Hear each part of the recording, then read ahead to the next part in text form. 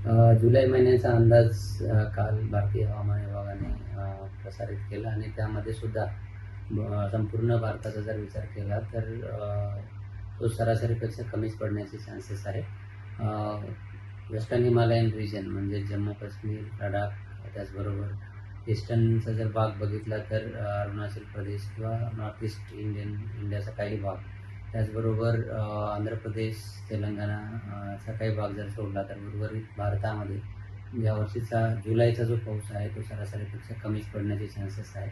जर महाराष्ट्र स्पेसिफिक बघितलं तर विदर्भातला काही भाग सोडला तर उर्वरित महाराष्ट्रामध्ये जुलै महिन्याचा पाऊस हा सरासरी कमी पडण्याचे चान्सेस आहे.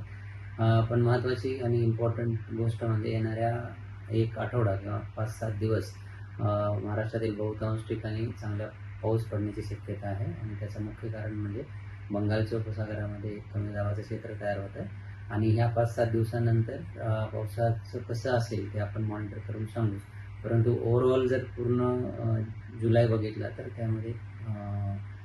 त्यामध्ये रेनफॉल किंवा पाऊस जो आहे तो कमी पडण्याची शक्यता आहे. याचा अर्थ असा नाही की जुलैमध्ये पाऊसच पडणार नाही. जुलैमध्ये सुद्धा पाऊस होईल, परंतु तो सरासरीपेक्षा कमी असण्याची शक्यता आहे. महाराष्ट्रातील सर्व बातम्यांचे विश्वासार्ह व्यासपीठ. सकाळच्या सर्व सोशल मीडिया प्लॅटफॉर्मला लाईक, फॉलो आणि सबस्क्राईब करा.